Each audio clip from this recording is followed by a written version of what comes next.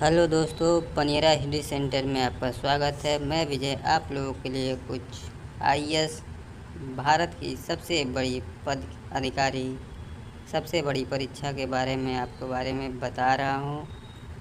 ऐसा पद जो भारत के सर्वश्रेष्ठ पदों में से एक माना जाता है और वह है आईएएस यानी DM. DM is collector district magistrate. यह पद उन लोगों को दिया जाता है जो आईएएस की परीक्षा पास करते हैं, यानी सिविल परीक्षा पास करते हैं। यह परीक्षा यूपीएससी के द्वारा लिया जाता है और इस परीक्षा में पास करना बहुत कठिन होता है, लेकिन जो मेहनत करता है वो आगे बढ़ता है और ये परीक्षा पास करने के बाद वो अपनी जिम्मेदारियों का निर्वहन करता है।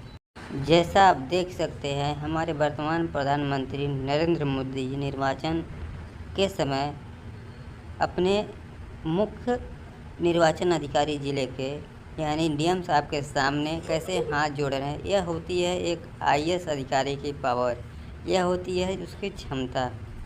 पढ़ लिख कर मिलने वाला पद जो है बहुत बड़ा होता है और ऐसे पद के लिए जो है ऐसे सम्मान के लिए जो देश के प्रधानमंत्री से राष्ट्रपति से लेकर हर व्यक्ति उनका सम्मान करता है।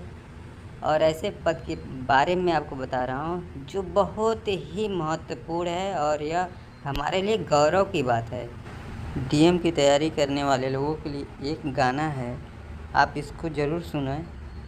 एक दिन आपको मंजिल मिलेगी यदि लगातार मेहनत करेंगे, और मंजिल मिलेगी। उस मंजिल पे पहुंचने के बाद आपको कैसा अनुभव होगा, इस गाने को आप सुनें। इसी क्रम में आपको मैं भारतीय प्रशासनिक सेवा के बारे में बताना चाहूँगा। और यह प्रशासनिक सेवा ऐसे नहीं है, आज से नहीं आया। जब ईस्ट इंडिया कंपनी हमारे देश में आई तो उसके संचालन के लिए बड़े से बड़े अधिकारी की नियुक्ति की जा रही थी। उस समय हमारे देश के लोगों के भी कुछ पदों पर नियुक्ति की जा रही थी और यह पद थे कांगोटेंड अनकांगोवेटेड एंड विशेष। जब भारतीय लोगों को ईस्ट इंडिया कंपनी में सम्मिलित किया गया तो भारत सरकार के अधिनियम 1919 में भारत के सचिव राज्य की अध्यक्षता में इम्पीरियल सर्विसेज पारित किया गया और बाद में इसे जो है अखिल भारतीय सेवा तथा केंद्रीय सेवा में विभाजित किया गया। 1947 में भारत का जब विभाजन हो रहा था दो देशों में, भारत और पाकिस्तान में, तो भारतीय के लिए यानी भारत के लिए भारतीय प्रशासनिक सेवा तथा पाकिस्तान ने केंद्रीय इम्पीरियल सेवा नाम दिया गया। लेकिन भारत के अनुच्छेद में कुछ वर्णन दिया गया। भारतीय संविधान के भाग 15 के अनुच्छेद 312(2) में आधुनिक भारतीय प्रशासनिक सेवा का निर्माण किया गया। यह निर्माण कार्य किया गया जिससे भारत में कानून व्यवस्था बने रहे और कानून का सही से संचालन हो पाए।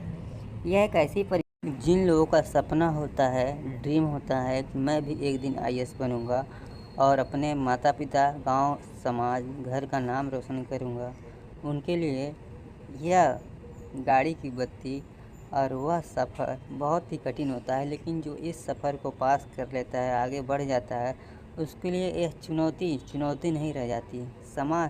सपना नहीं रहता, समाज के लिए सपना नहीं रहता, वो हकीकत चीज़ बन जाती है और वह लक्ष्य को प्राप्त कर लेता है।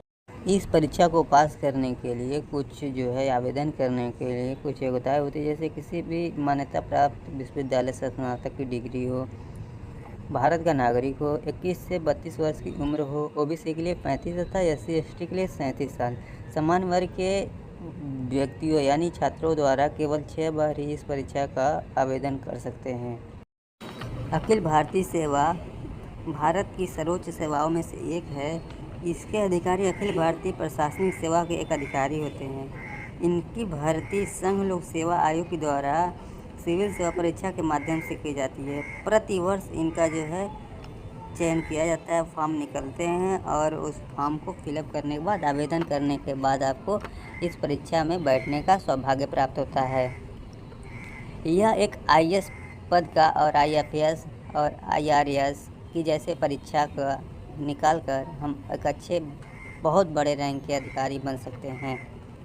इस परीक्षा को पास करने के बाद कुछ जिम्मेदारी आती है और उनके कार्य दिए जाते हैं। इनको जिला स्तर पे यानी क्षेत्र स्तर पे तैनाती दी जाती है। इनका कार्य राजस्व इकट्ठा करना, कानून व्यवस्था बनाए रखना तथा केंद्र एवं राज्य सरकार के बीच सामंजस्य को बनाए रखना तथा जनता के द्वारा और सरकार के द्वारा जो योजनाएं चलाई जा रही हैं उनको ज़मीनी स्तर पर लागू कराना।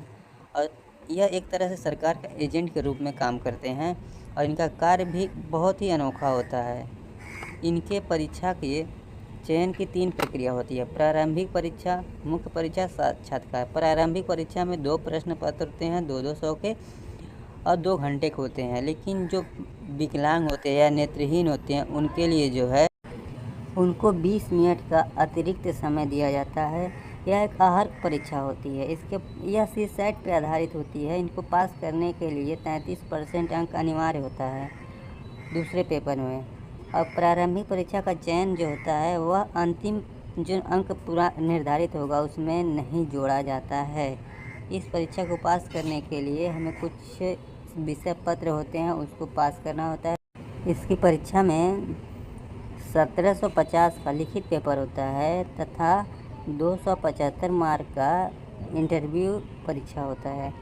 टोटल 2025 मार्क का होता है और इसमें कुछ सीटें आरक्षित रहती हैं जिसमें सामान्य वर्ग, पिछड़ा वर्ग, अनुसूचित वर्ग, अनुसूचित जनजाति वर्ग होते हैं।